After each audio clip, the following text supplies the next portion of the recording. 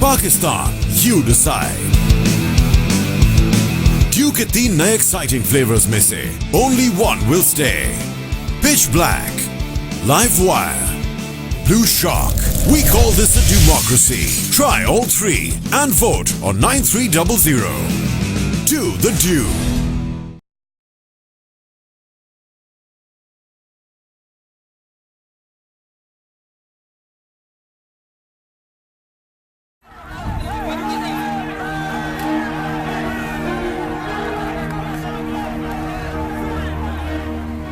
Why do so many Muslims hate the United States? What has America done to alienate so many people in the Muslim world? They'll tell you it's just the Islamic militants who are angry. But don't you believe it?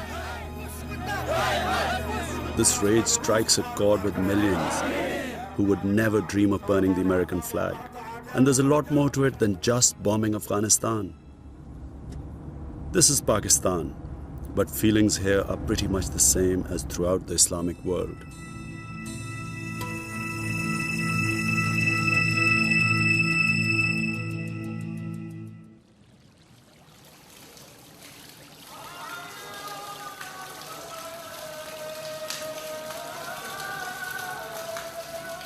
No one wants to call the military action in Afghanistan the war against Islam.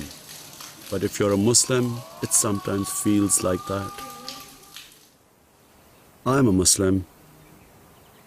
I have faith in God and I live by the Quran. Unfortunately, there are people in the West who think this makes me some kind of a religious extremist. But it's simply not true. The fundamentals of Islam are justice, compassion, tolerance, charity, and above all, humility before God. There's nothing in the Quran that's against progress and modernity. We also live, love, and enjoy ourselves like anyone else. This is a concert for peace at Islamabad's Women's College. The students come mostly from privileged middle-class backgrounds. This might seem a strange place to start my journey, but if you're looking for Muslims whom you would expect to sympathize with America, this is where they should be.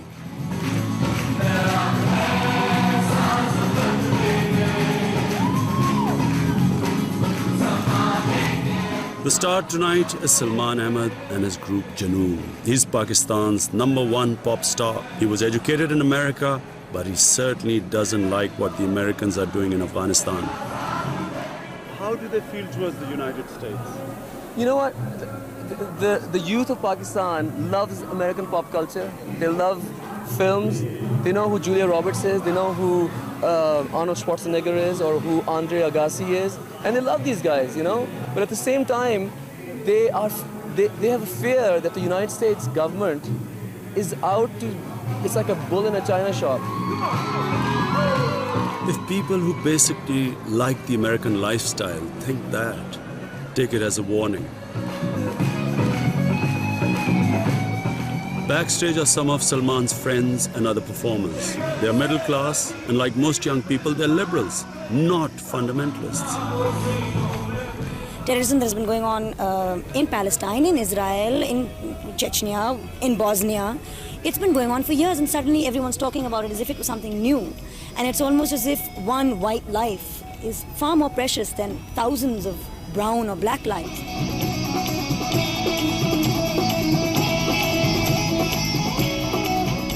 Not in America, we are not white, we are like in this third world other countries, so they just feel that they can basically come in, use us as they please, and then when they want, just discard us and walk across the border, go somewhere else and do exactly as they please over there, and they think they can just run everyone's lives like this.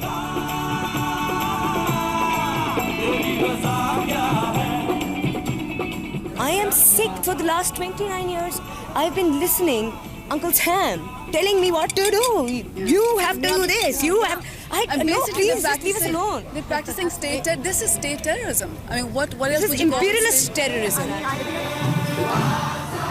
Underlying all their complaints is a feeling that America only cares when its own people or its own interests are threatened.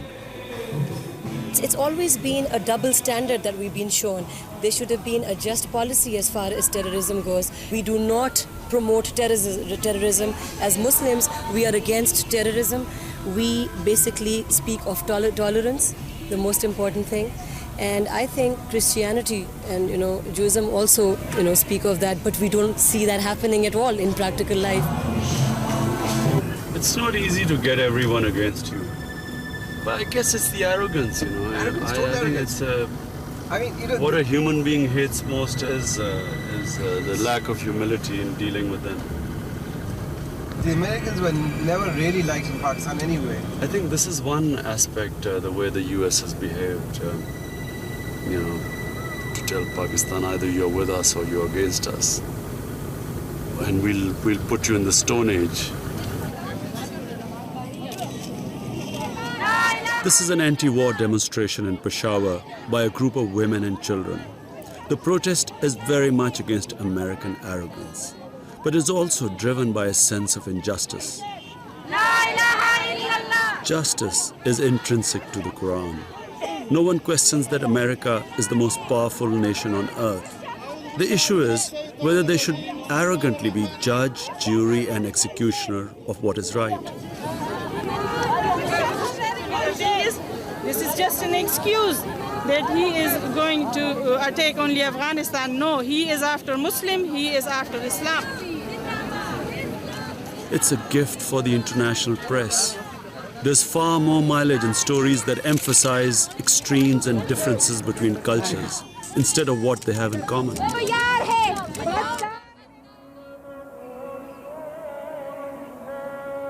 The net result is often more misunderstanding about the true nature of Islam.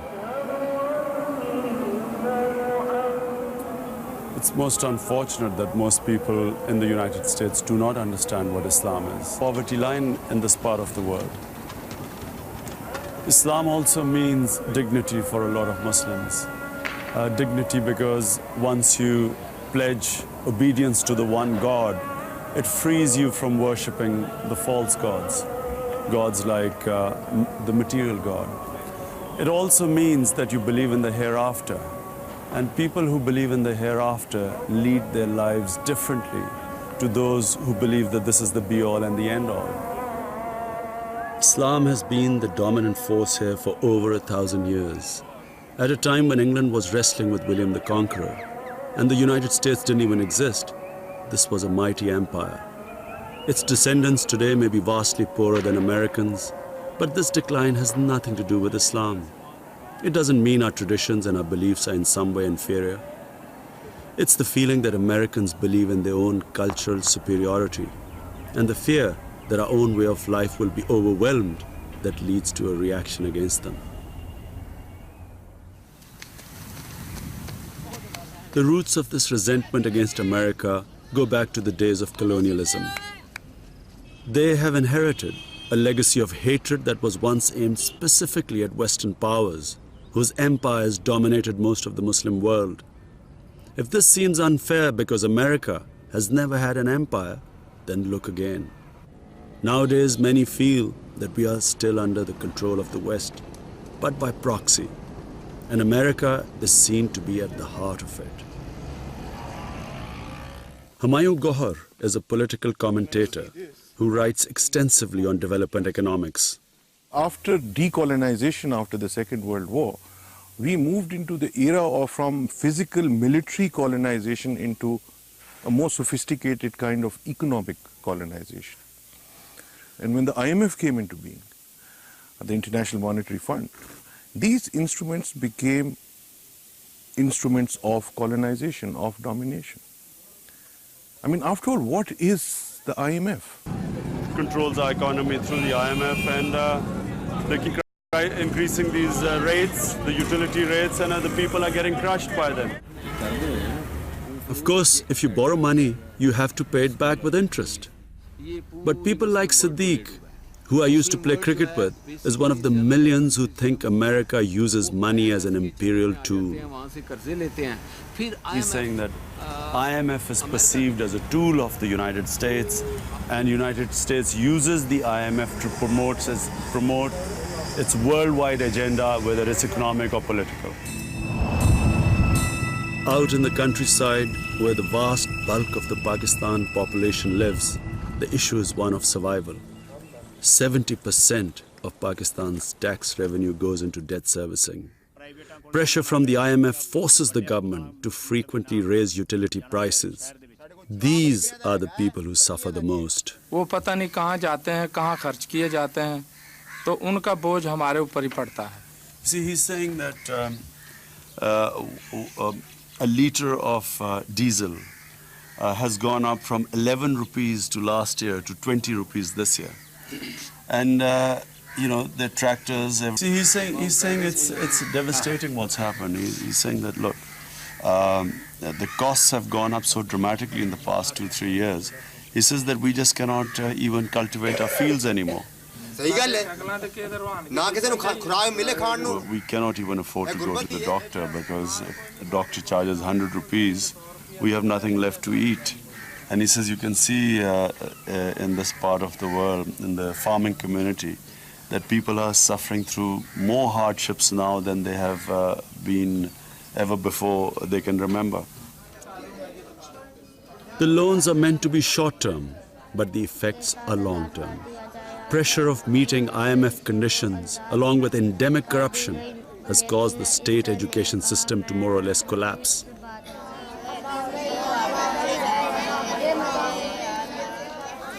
What you're seeing the children of the majority of population of Pakistan. These are the sort of schools they go to.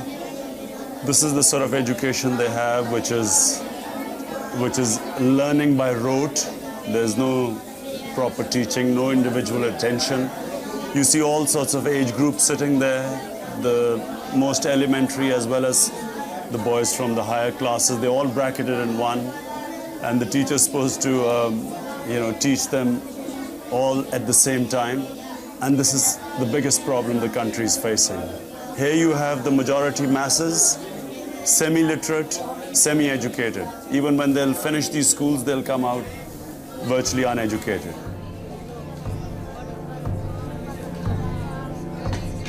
It makes me feel very sad for Pakistan, because here are all these children who will never ever have the opportunity of fulfilling their immense God-given potential in life.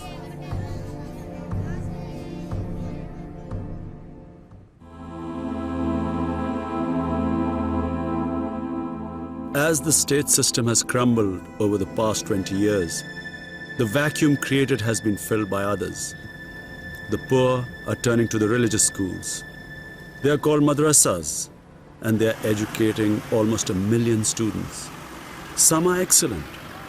Others are a breeding ground for an intolerant version of Islam. They are mostly run on charity, and not surprisingly, their influence is strongest where neglect and poverty are most pronounced.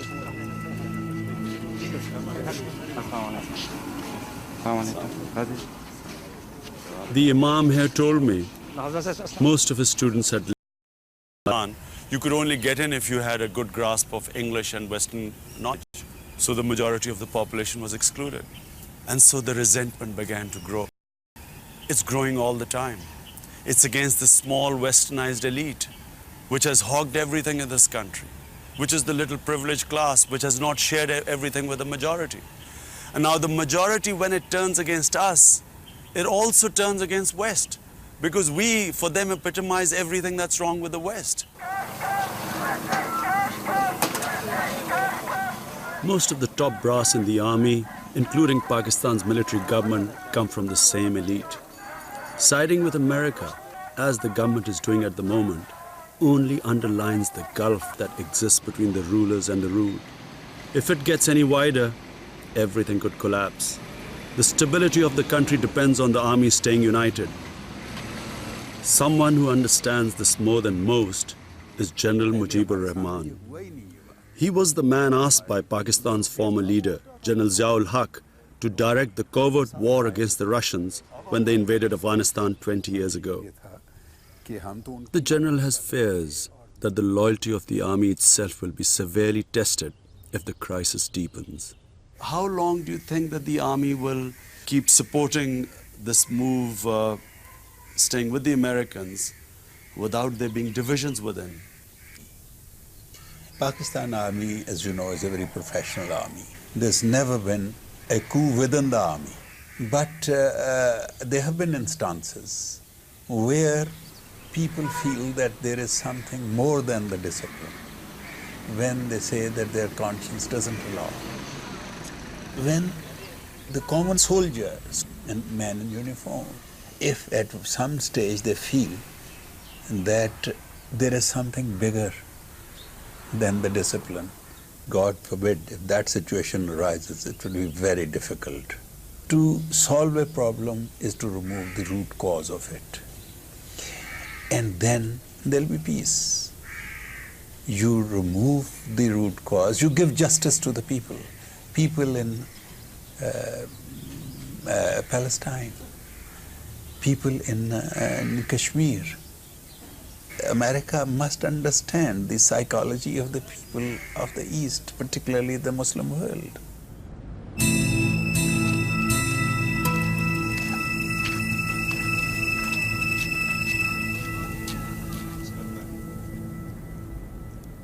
In a refugee camp near the border, I came across a group of men who had fled poverty and the Taliban. What they told me about the way things are going made me realize that the general's worst fears are not unrealistic.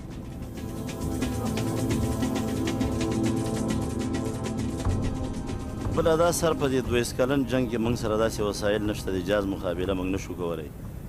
asked them what was it like living under the Taliban. Now they say that it's a very arbitrary type of a rule. I mean, you can be even beaten up by the size of your beard. Forget about not having a beard like me. Their interpretation of Islam, he says, is very rigid, and they don't accept the Taliban version of Islam. But having said that, they still say that if the killing goes on in Afghanistan, they will go and fight there against the invader.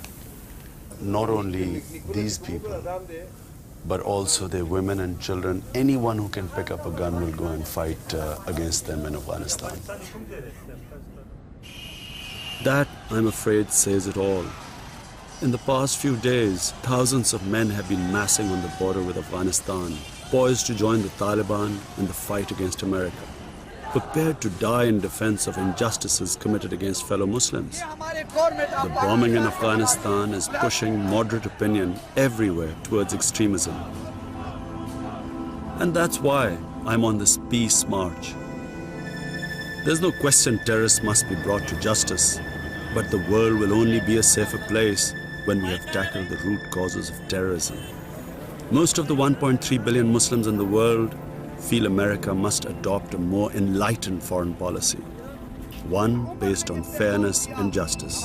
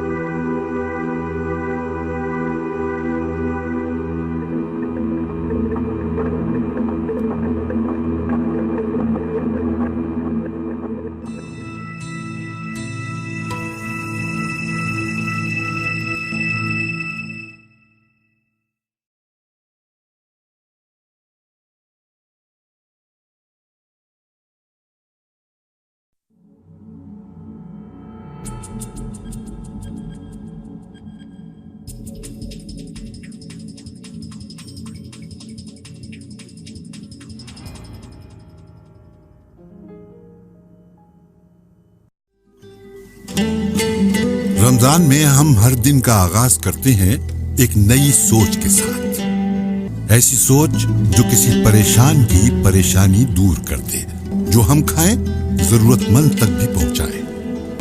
फिर से एक बार अपनों से जुड़ जाए। इस Ramzan Lipton के साथ अपनी सोच पर अमल करें। की जानिब से Ramzan. The star tonight is